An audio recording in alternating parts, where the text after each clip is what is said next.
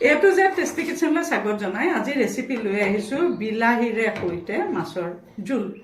এই বিলাহীৰে সৈতে মাছৰ জোল বনাবৰ কাৰণে মই কি কৰিছোঁ, বিলাহী কেইটামান এয়া ফাল ফালকৈ কাটি লৈছোঁ, এটা এয়া ভোট জলকীয়াও লৈছোঁ, আৰু এয়া কেইটামান সৰু মাছ আছিল, সৰু মাছ কেইটা সুন্দৰকৈ বাছি ধুই পখালি এয়া চাফা কৰি লৈছোঁ। এয়া চাওক, এয়া সৰু মাছ কেইটা ধুই পখালি সুন্দৰকৈ চাফা কৰি লৈছোঁ।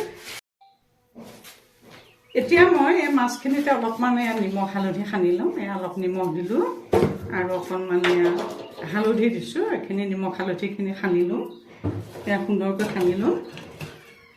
এইটো সানি লৈছোঁ আৰু ইয়াতে কি কৰিছোঁ, এই বিলাহী কেইটা দেখিছেনে, বিলাহী কেইটাৰে এইকেইটা মই মিক্সিত মাৰি ল'ম। এইকেইটা মই মিক্সিত পিচি ল'ম। এটা কেৰাহীত পাতি দিলোঁ। ইতিমধ্যে কেৰাহীটো গৰম হৈছে, ইয়াতে মই অলপমান মাষ্টাৰ্ড অইল দি দিলোঁ আৰু এয়া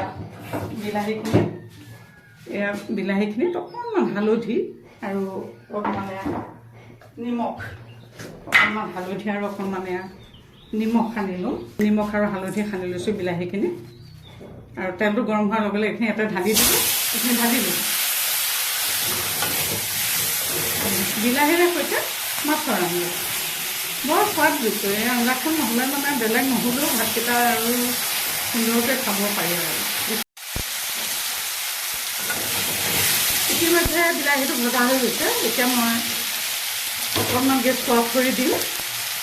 এতিয়া বিলাহীটো লাহেকৈ কাটি ৰাখিম, যিহেতু এইটো ভজা হৈ গৈছে, এইটো কাটি ৰাখিম। আৰু ইয়াতে অলপমান তেল দি দিলোঁ, ক্ৰমান্বয়ে গৰম হ'বলৈ ধৰিছে। ইয়াতে মই এয়া মাছকেইটা পেলাই দিলোঁ, ভাজি লওঁ।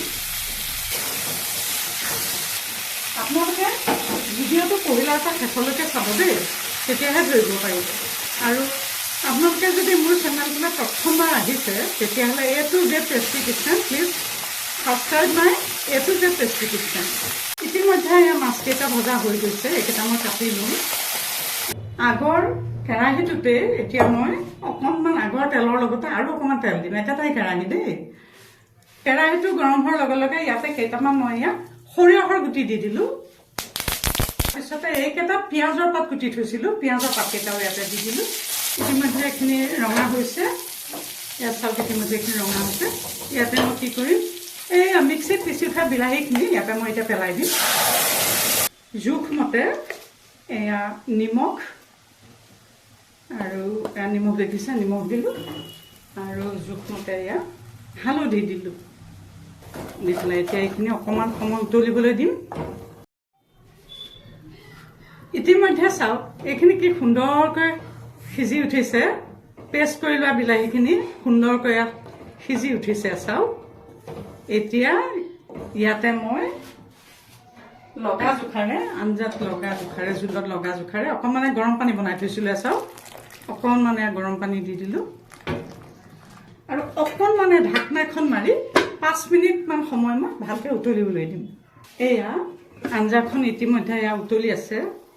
এই আঞ্জাখন যে বিলাহী, কেৱল বিলাহীৰে বনাইছোঁ, গতিকে আঞ্জাখন অলপ পাতল হ'ব পাৰে। সেইকাৰণে মই এয়া বটন, আমি যিটো বটন বুলি কওঁ, মই অকণমান কৰ্ণফ্ল'ৰ লৈছোঁ।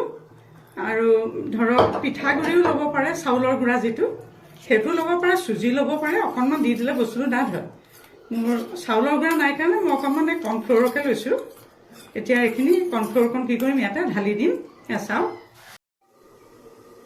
ইতিমধ্যে চাওক এয়া জোলখন উতলি পাক লাগিছে। আৰু এতিয়া মই কি কৰিম, ইয়াতে এই ভাজি যে থৈছিলোঁ বিলাহীখিনি ইয়াতে মই পেলাই দিলোঁ, আৰু তাতে মই এয়া ভাজি থোৱা মাছখিনি, দেখিছেনে, এইখিনি আটাইখিনি ইয়াতে পেলাই দিলোঁ। ইয়াত দেখিছে কি সুন্দৰ হৈছে কালাৰটো। ইয়াতে মই এই যে লৈছিলোঁ ভোট জলকীয়াটো কাটি পেলাই দিম। এয়া চাওক, গোটেইটো নিদিওঁ, জ্বলাটো বেছি হ'ব পাৰে যে, অলপমান চাওক কাটি পেলাই দি দিলোঁ। অকণমান ধনিয়া পাতাও ইয়াতে অকণমান ধনিয়া পাতা দি দিলোঁ। এয়া চাওক কি সুন্দৰকৈ ইতিমধ্যে হৈ গৈছে। এতিয়া মই কি কৰিম, অকণমান এয়া চাওক, এয়া কচুৰি মেথি লৈছোঁ অকণমান, কচুৰি মেথি অকণমান লৈছোঁ। কচুৰি মেথিটো দিলে গুণটো ভাল লাগে। ধনিয়া পাতটো দিছোঁৱে, তাৰোপৰি এইটোও দি দিছোঁ চাওক। গতিকে অতি সুস্বাদু হয় এইখন আঞ্জা খাবলৈ। গতিকে এই সুন্দৰ ৰেচিপিটো আপোনালোকেও সুন্দৰকৈ বনাই খাব। আৰু এটা নতুন ৰেচিপি লৈ অহাৰ প্ৰতিশ্ৰুতিৰে আজিলৈ মই ইমানতে সামৰিছোঁ।